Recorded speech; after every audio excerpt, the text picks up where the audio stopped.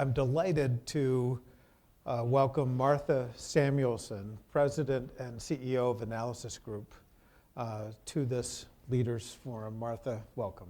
Thank you.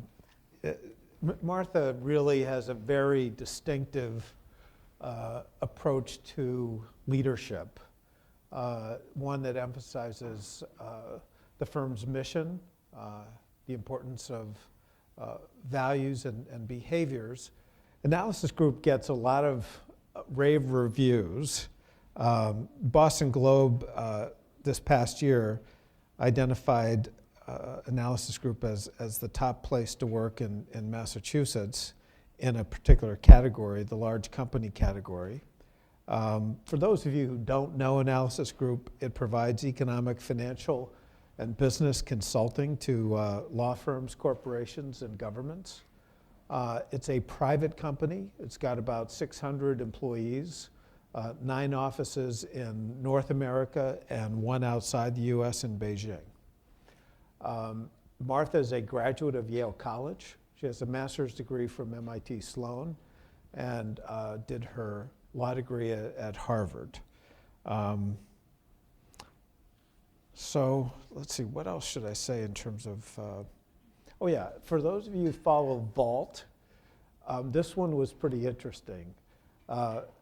Vault ranked Analysis Group the 4th best consulting firm to work at.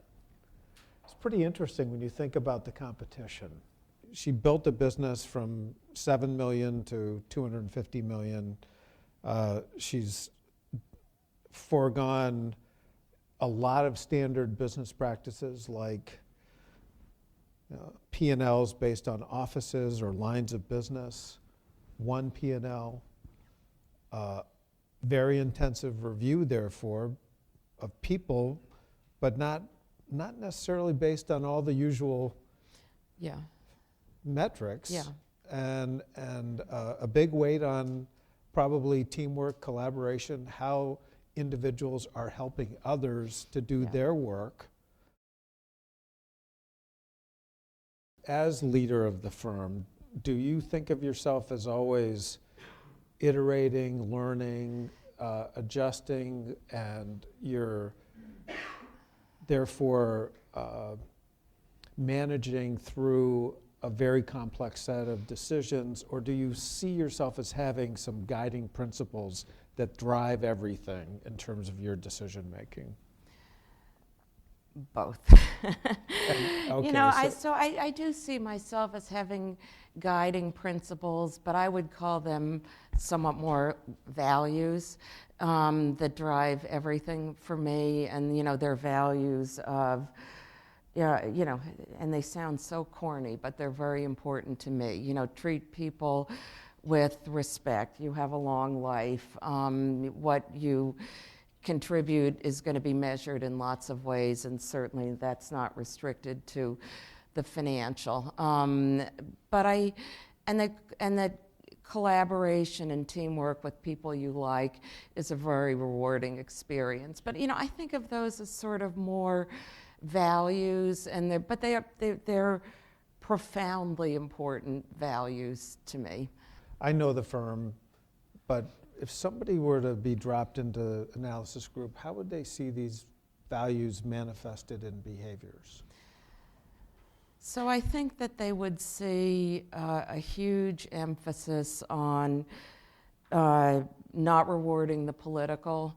They would see a huge emphasis on rewarding teamwork. They would see we don't have the senior people be the only people who speak at meetings. We have a culture where giving credit to others, saying that wasn't my idea, that was Ted's idea, is hugely valued. And I think actually, for the partners, for the most senior people at our firm, often in a professional services organization, selling the most work's the most important thing in the firm. It's not in our firm. The ability to make future partners, and so to bring on and nurture the next generation. You're not considered to be a partner who's really made it, no matter how much business you bring in. If you've not demonstrated the ability to nurture and develop people and bring them along.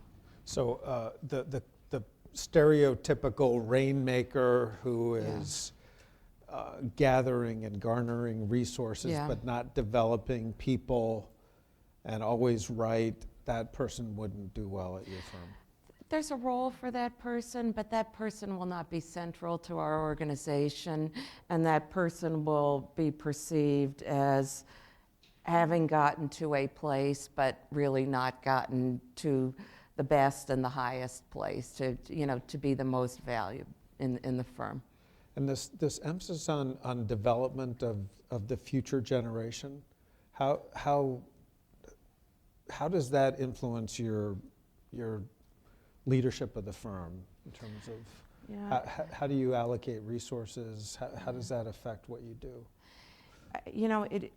It runs through everything. We have upward evaluations for everybody. Lots of the partners have coaches. This year I'm going to have the fellow who's my coach go around and interview all of the partners again. This year I had him do it 5 years ago. What am I doing right? What am I doing wrong? What, do other people need to be in my roles? Anything I can think of. So I think that we spend so much time sending the message that feedback is valued, development isn't the same thing as criticizing. Those are two very different processes with two very different agendas. And we just spend so much time on that whole part of it, both within the context of the casework and outside of the context of the casework, because it occurs in both places, I think. I think the part of my job where I just think the firm wouldn't work if there weren't me or people doing it is the sort of refereeing and the constant sense that people have to feel the firm's fair. I know you and I have discussed the fact that we have one P&L for the whole organization, so we don't have practice area P&Ls, we don't have office P&Ls, and so there's an awful lot of sharing and trust that has to go on, and my job is to be there to make sure if anybody's feeling like this is not working quite correctly, we have a good process to make sure that people feel the outcome is as fair as possible.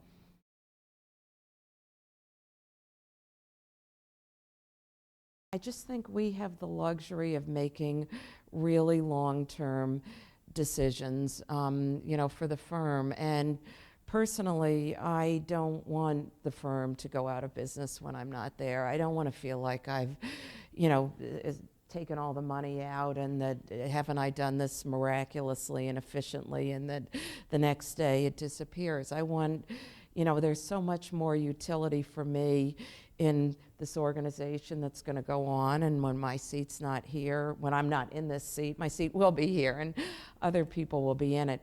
I think that's really hard to do at a public firm. In particular, public software firms, they make tons of sense to me. You've built a product, it's a different business model. But public professional services firms, I think that's the pressure to underinvest in the people afterwards and to overinvest in the business developers, I think is just overwhelming. And when I thought about that for me, I would think about people I cared about tremendously coming into my office and quitting, and me thinking they were doing the right thing. I just thought, I don't want to do that. It's not worth it to me. And not just me. It's actually, we have a group of senior people at the organization who've all been there for a while, who are just utterly aligned on this topic and a lot of topics that are similar to this topic about what's important to all of us.